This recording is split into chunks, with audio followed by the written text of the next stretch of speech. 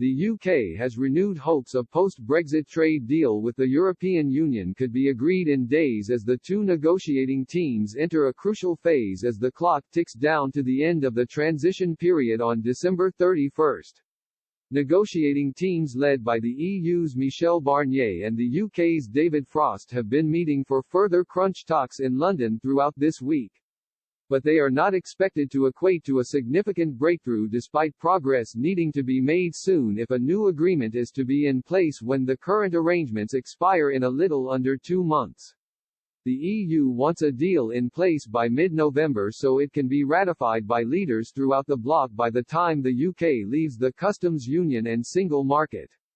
If no deal can be agreed between the two sides, trade between the UK and EU will be subject to potentially huge tariffs set out by the World Trade Organization, WTO.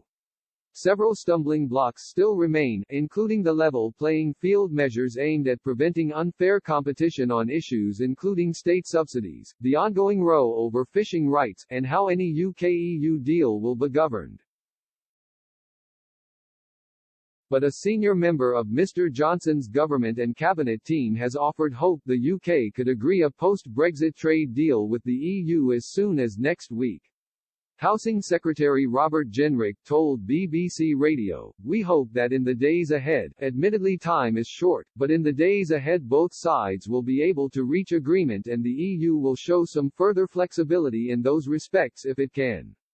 Chancellor Rishi Sunak also offered hope, insisting progress is being made in talks between the UK and EU, and that a deal is there to be done. He told Sky News, "Both sides need to be constructive, that's happening, you know there is a deal to be done that requires that goodwill and cooperation. And I know people are working very hard at it." But Cabinet Office Minister Michael Gove, who is in charge of preparations for a possible no-deal Brexit scenario, struck a more downbeat note when addressing ministers in the House of Commons on Thursday. He warned the EU needs to show flexibility to help secure a free trade agreement with Britain, particularly on Northern Ireland, where free movement of goods must be maintained with the rest of the UK.